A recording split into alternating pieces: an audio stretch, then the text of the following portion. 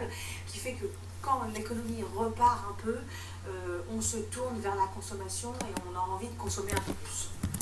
Une confiance qui revient et des taux toujours bas, deux ingrédients qui pourraient relancer la consommation, principal moteur de notre économie.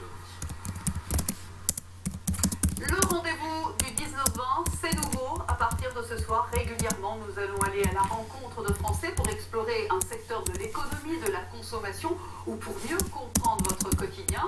Ce soir, nous avons rendez-vous avec un patron de la grande distribution qui mise beaucoup sur le drive.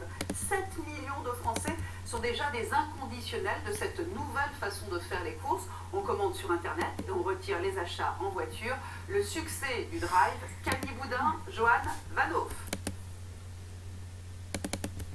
Je m'appelle Fabrice Bouillet, je possède 2 hypermarchés à proximité de Cholet.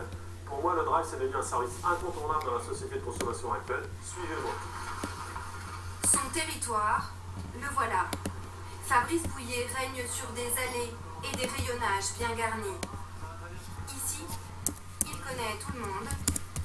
Il a l'œil partout.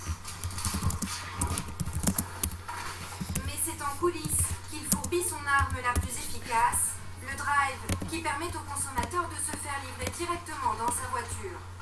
Le système séduit désormais un client sur 10. Notre commande arrive directement sur nos postes informatiques et après, une fois que la commande est préparée, elle est stockée dans la chambre froide, ici. Commandé sur... C'est un ami qui a fait les courses qui habite sur Paris et nous on est juste de passage, on réceptionne les marchandises. Et accessoirement, vous évitez la corvée des rayons. Tout à fait. Pour une quinzaine de personnes, c'est bien pratique. Tout a commencé ici, il y a 37 ans, dans ce local, aujourd'hui fermé. Le père de... Prudence donc, puis tout le sport avec Henri Sellier, le Grand Soir 3, c'est à 22h55 avec Patricia Loison et Louis Laforge qui reçoivent notamment Juliette Billenoche. Excellente soirée à vous, bonsoir et à demain. Découvrez l'info minute par minute sur l'application et le site France TV Info.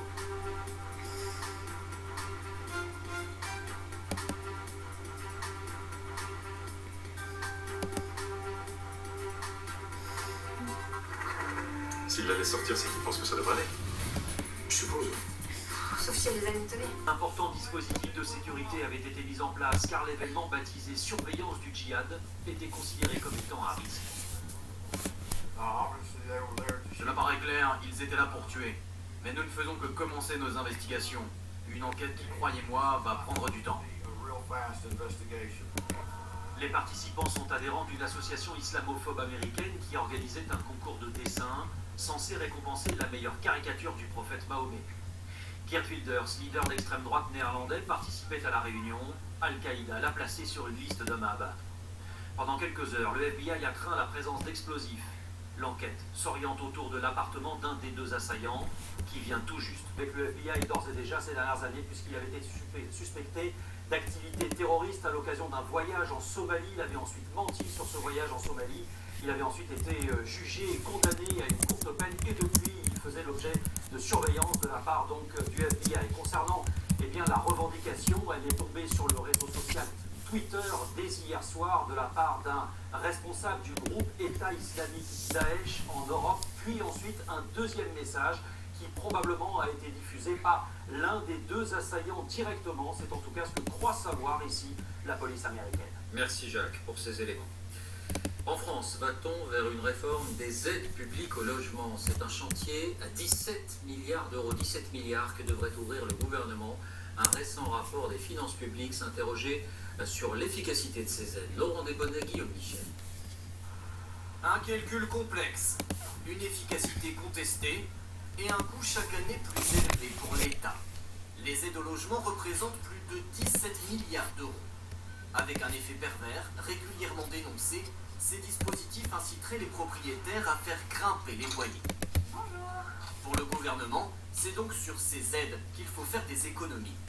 Première piste, les étudiants. Beaucoup n'ont pas de revenus, ils ont donc droit aux APL, quel que soit le salaire de leurs parents. Des parents qui bien souvent bénéficient en même temps d'une réduction d'impôts grâce à cet enfant à charge. À l'avenir, ils devront peut-être choisir, ce sera APL ou moins d'impôts. Une idée examinée en ce moment par un groupe de parlementaires. Économie espérée, 400 millions d'euros. On peut se demander s'il est normal de continuer à donner des aides à des familles qui ont par ailleurs tout à fait les moyens de vivre et aussi de louer d'ailleurs un logement pour leur enfant. Donc c'est ce type de situation que nous allons essayer de traiter. Autre piste envisagée, prendre en compte le patrimoine. Exemple, si vous possédez une maison de campagne et que vous êtes locataire de votre résidence principale, en fonction de vos revenus, vous pouvez actuellement toucher des APL. Cela pourrait devenir impossible. Cette mesure concernerait jusqu'à 260 000 bénéficiaires d'allocation logement. Et on va un peu plus loin avec vous, Jean-Paul Chapelle. Bonsoir. Bonsoir.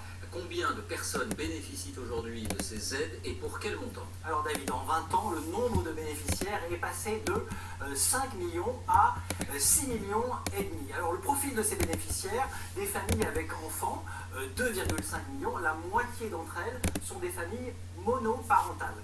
Des couples ou célibataires sans enfants, il y en a 3,1 millions, et des étudiants, 830 000. Alors l'allocation moyenne, elle est de 225 € par mois, mais elle dépend de plusieurs critères. Il y a les ressources du foyer, le nombre d'enfants, le lieu du domicile et le montant du loyer. Par exemple, un célibataire qui gagne le SMIC n'y a pas droit, mais un étudiant locataire peut toucher 258 € s'il est boursier à Paris et 161 € s'il est non boursier dans une ville de moins de 100 000 habitants. On l'a dit, les aides au logement, ça représente un budget total de